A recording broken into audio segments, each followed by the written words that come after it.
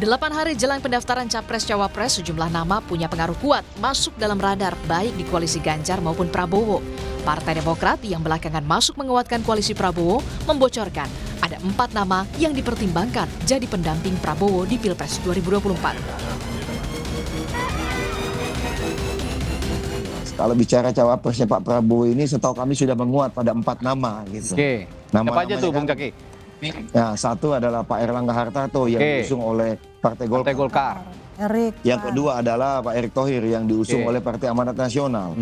Nah, yang ketiga ini kan ada Mas Gibran Raka Buming Wali Kota Solo. Yang keempat ada Bu Hovifah. Bukan tanpa alasan, 4 nama itu dinilai punya rekam jejak moncer. Sebut saja Menko Perekonomian Erlangga Hartarto sekaligus Ketua Umum Partai Golkar. Erick Thohir yang dinilai sukses sebagai Menteri BUMN sekaligus inovasinya di dunia sepak bola Indonesia sebagai Ketua PSSI. Nama Gubernur Jawa Timur Khofifah Indar Parawansa yang dinilai punya pengaruh kuat di Jatim. Dan nama putra Presiden Jokowi sekaligus Wali Kota Solo Gibran Rakabuming Raka. Namun untuk Gibran, Gerindra sebut saat ini masih menunggu putusan MK soal batas usia Capres-Cawapres. Gerindra pun partai taat konstitusi, sampai hari ini detik ini kita bicara, Mas Gibran masih terkendala konstitusi. Saya tidak tahu kalau berapa hari ke depan tiba-tiba Mahkamah Konstitusi mengumumkan hasil keputusannya.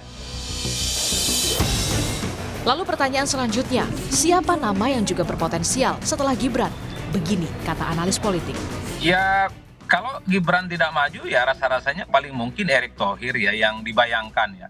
Karena memang selama ini publik melihat bahwa Prabowo dan Erick ini merupakan pasangan yang relatif mendapatkan endorsement dan chemistry dari Pak Jokowi kan.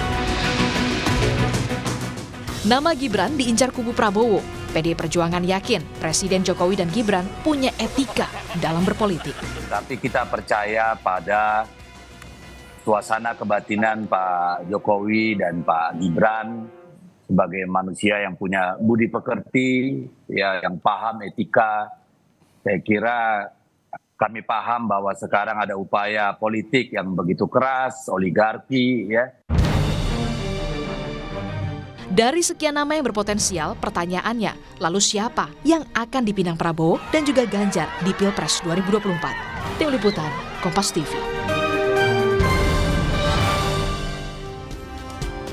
Lalu siapa yang paling berpeluang menjadi bakal calon wakil presiden baik untuk poros koalisi pendukung bakal Capres Ganjar Pranowo maupun Prabowo Subianto? Kita bahas siang hari ini bersama dengan Direktur Eksekutif Poltreking Indonesia Hanta Yuda yang bergabung bersama kami lewat sambungan Zoom, dan juga dari studio di sebelah kanan saya sudah ada pelopor pesta kita, Dino Ardiansyah. Mas Dino, selamat Halo, siang. Bung Hanta sudah bergabung. Selamat siang, Mbak Idop. Oke, saya mau ke Bung Hanta dulu yang baru saja memberikan survei, rilis survei Poltreking terbaru. Bung Hanta, siapa sosok bakal cawapres yang punya elektabilitas tertinggi dari Poltreking? Ya, kami baru saja melakukan rilis survei, baik survei nasional maupun survei di 2 provinsi terpadat. Di survei nasional itu ada 3 tertinggi, yaitu untuk cawapres Pak Erick Thohir, kemudian disusul Pak Sandiaga Uno masih cukup tinggi, kemudian ada Pak Ridwan Kamil. Nah, di nasional, kalau di Jawa Timur yang tertinggi itu Pak Erick Thohir, kemudian ada Pak Mahfud MD, Bu Khofifah dan Muhaimin Iskandar. 3 ini relatif di margin of error. Jadi Pak Erick praktis tidak hanya di Poltreking, di beberapa lembaga survei yang kredibel itu menunjukkan tren peningkatan yang cukup signifikan, dan untuk posisi cawapres cukup kokoh, cukup kuat. Jadi paling potensial ya secara elektoral. Itu hasil temuan survei kita yang terbaru. Nah, di tengah konstelasi di mana Maidop elektabilitas capres itu kan sangat kompetitif, sehingga posisi cawapres itu sangat penting, sangat menentukan, sangat diperlukan, dan kita kemudian dalam survei ini juga mendalami sebaran beberapa faktor yang penting. Misalnya dari tema kita hari ini kan Pak Ganjar dan Pak Prabowo yang belum punya cawapres pasangan, itu ada beberapa variabel elektoral yang kuantitatif maupun kuantitatif yang mereka pertimbangkan. Sedikit saya ingin sampaikan. Satu, tentu dia kontributif secara elektoral. Artinya yang diperlukan adalah punya elektabilitas tinggi. Ya seperti Pak Erick Thohir, Pak Mahfud dari sisi ini, termasuk temuan kami pemilih Pak Prabowo cenderung menginginkan cawapresnya ketersambungannya ke Pak Erick Thohir. Kalau pemilih Mas Ganjar itu cenderung ke Pak Mahfud dan Bu Kofifa terbelahnya. Itu ada data di cross tabulasinya. Jadi faktor kontributif elektoral. Yang kedua juga dia bisa menopang dari sisi segmentasi. Ada 3 penting ya isunya. Satu, figur yang bisa merepresentasikan NU. Yang kedua, dia merepresentasikan Pak Jokowi. Dan yang ketiga adalah dia juga punya basis yang kuat di milenial. Nah, 3 hal ini juga diperbutkan oleh Mas Ganjar maupun Pak Prabowo untuk melengkapi mereka. Kenapa penting? Terakhir kami survei di Jawa Timur, itu NU, istilah saya, kita ada triple majority pemilih, lumbung pemilih di Indonesia. Jadi NU itu mayoritas yang merasa terrepresentasi dengan NU itu 50%, itu menjadi penting bagi variabel NU. Yang kedua dari sisi Pak Jokowi karena approval ratingnya tinggi 70-80%, juga penting variabel ini. Dan ketiga pemilih milenial juga potensinya sekitar 50%, itu menjadi penting. Dan terakhir satu lagi dari sisi kewilayahan. Kenapa bisa bicara Jatim? Karena Pak Ganjar itu basis kuatnya Maidop di Jawa Tengah, Pak Prabowo di Jawa Barat. Ada 3 provinsi terbesar, Jawa Barat, Jawa Timur, Jawa Tengah. Nah, Jawa Timur ini menjadi wilayah yang diperbutkan. Dan terakhir kami rilis adalah Jawa Timur, begitu. Pak Erick terkuat juga di Jawa Timur, begitu. Bung Hanta, karena Anda juga sudah mention soal sosok yang dekat dengan milenial, sebenarnya dari sosok-sosok nama-nama yang sudah ada ini, siapa sosok potensial yang bisa merepresentasikan suara kaum milenial dan juga suara Gen Z untuk masing-masing pasangan? Ya, kami di survei nasional dilakukan cross tabulasi di Gen Z itu memang yang tertinggi, dia ngikutin ini ya, elektabilitas yang tertinggi di 28,4%, pemilih pemula ini Pak Erick Thohir 28,4%. Sebenarnya dia tersebar ya, setelah Pak Erick di Ridwan Kamil. Pak Ridwan Kamil juga tinggi 11,6%, baru Sandiaga Uno 10,1%. Yang kedua, pemilih muda juga dari pengelompokan milenial muda yang usia 22 sampai 33%, ini juga tinggi, Pak Erick di 23,3%, lalu Pak Sandiaga Uno 13,5%, Pak Ridwan Kamil 12,1%, baru Pak Muhaimin 10,7%. Artinya Pak Erick memang selain Pak Ridwan Kamil dan Sandiaga Uno termasuk tinggi ya di 2 kelompok usia ini untuk pilihan cawapres. Karena itu figur-figur seperti Erick Thohir, seperti Ridwan Kamil, Sandiaga Uno ini bisa melengkapi ceruk yang diperlukan oleh capres sekarang yang belum memiliki pasangan, baik Pak Prabowo maupun Pak Mas Ganjar. Terutama Pak Prabowo, kita tahu beliau lebih senior ya secara usia, sehingga Pak Prabowo membutuhkan cawapres yang memiliki basis elektoral dari pemilih milenial yang relatif kuat, begitu. Bung Hanta, saya ke Mas Dino dulu. Jadi Mas Dino, dari nama-nama yang tadi disebut hasil survei 3 teratas saja atau yang paling teratas dari survei Poltreking, ada nama Erick Thohir, Ridwan Kamil, Sandiaga Uno, Mahfud MD, kemudian juga ada nama Khofifah. Apakah nama-nama ini sudah bisa merepresentasikan suara kaum milenial dan juga Gen Z? Ya, ini menarik karena memang kita bicara kalau di teman-teman pasti kita butuh figur. Dan kita percaya bahwa tadi yang teratas Pak Erick Thohir tuh menjadi top of mind itu di anak-anak muda karena memang layak. Jadi siapapun yang ingin menang gitu kan di 2024 ya harus bersama Pak Erick Thohir. Kenapa? Karena ya kita lihat beliau memiliki kefiguran sangat luar biasa, jujur, pemimpinan sangat jujur, bahkan kita lihat sangat mau membersihkan BUMN. Kemarin Jiwasraya, Asabri, terakhir dana pensiun BUMN yang diduga diselewengkan, ini langsung dibersihkan sama Pak Erick. Lalu pelibatan anak-anak muda tidak hanya menjadi seorang objek, tapi subjek. Kenapa? Karena 10% di BUMN itu adalah orang-orang muda. Gitu. Jadi ekosistem itu dibentuk gitu. Lalu ketiga kita melihat figur seperti Pak Erick ini bisa menjawab tantangan tadi. Karena tidak hanya berwacana tapi memang eksekusinya. Contohnya dividen terbesar di BUMN ini adalah Pak Erick Thohir gitu. Hampir catatan saya ini 80,2 triliun gitu. Dan ini sejarah gitu. Artinya Pak Erick tidak hanya berwacana tapi bisa juga mengeksekusi dengan baik. Belum lagi kalau ngomongin isu tentang anak muda gitu kan. Ngomongin ekonomi digital, ekonomi kreatif.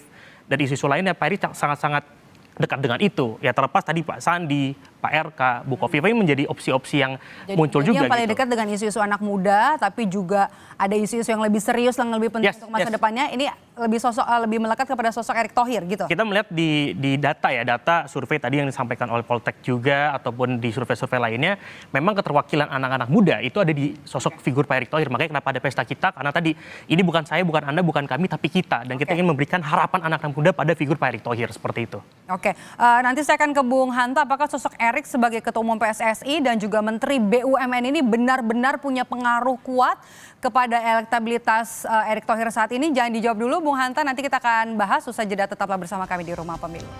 Siapa sosok calon wakil presiden yang nanti kemudian akan dipilih untuk mendampingi sosok dari Ganjar Pranowo dan juga Prabowo Subianto? Kita masih bahas bersama dengan Direktur Eksekutif Poltreking Hanta Yuda dan juga bersama dengan Dino Ardiansyah, pelopor pesta kita.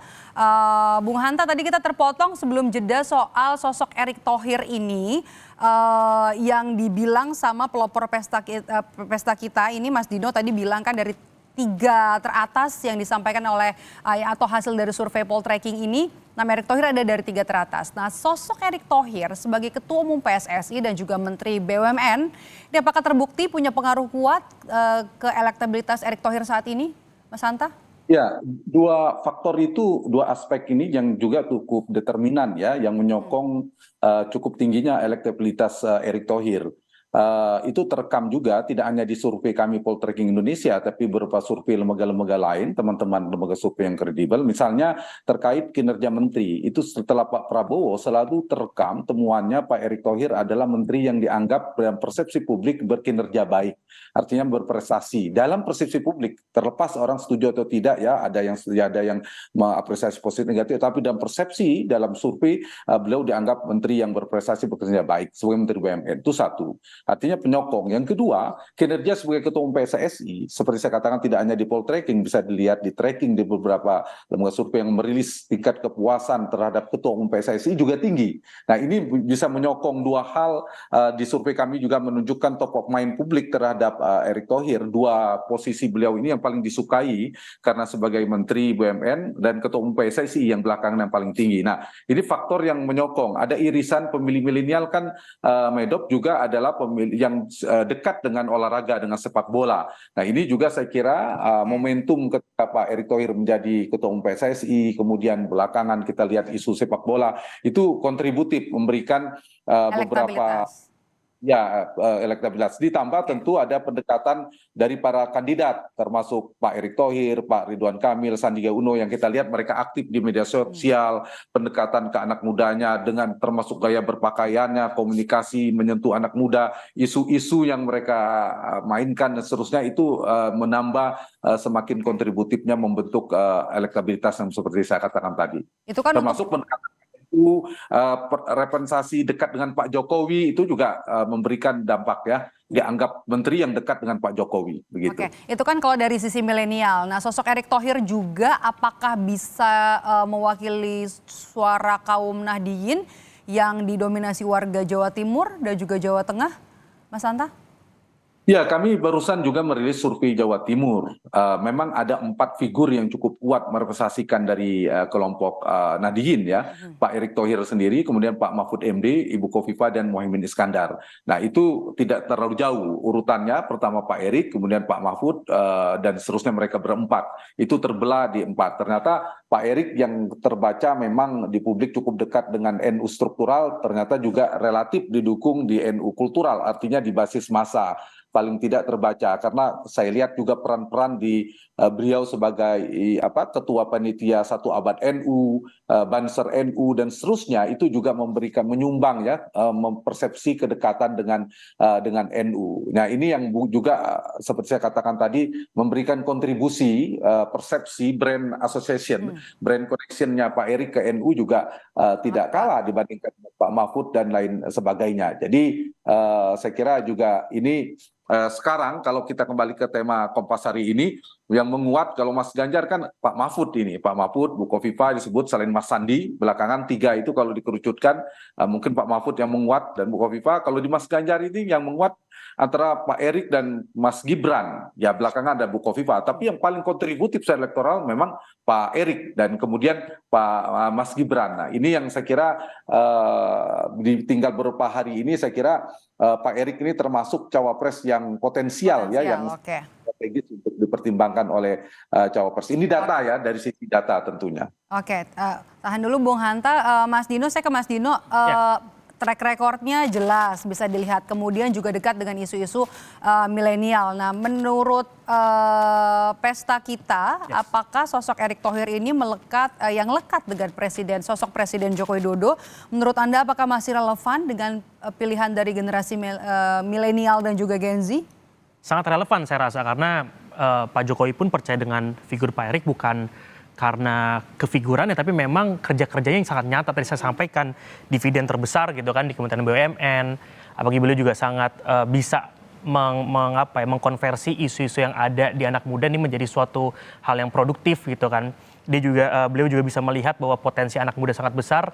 Ini dikaryakan dengan ekosistem yang dibentuk, dan Pak Erik sangat tahu bahwa anak muda punya suara yang sangat berarti. Artinya pendekatan emosional inilah yang muncul gitu. Kita tahu dulu anak muda pasca reformasi pernah bersuara di gerakan reformasi di korupsi. Kita nggak suka, anak-anak muda tuh nggak suka dengan isu korupsi, pemimpin yang tidak jujur. Pak Erik tapi bisa menjawab permasalahan itu. Ataupun hal-hal lainnya gitu kan. Anak muda dibutuhkan ada kesempatan. Pak Erik sangat teras sama anak-anak muda. Kita pernah ketemu teman-teman di pesta kita, beliau tidak pernah menanyakan umur kamu berapa, kamu siapa, kamu background apa. Tapi ketika kita punya gagasan, kita punya pemikiran, beliau suka, beliau akan mensupport itu gitu. Bahkan nanti di tanggal 15 Oktober 2023 kita akan membuat launching pesta kita gitu kan.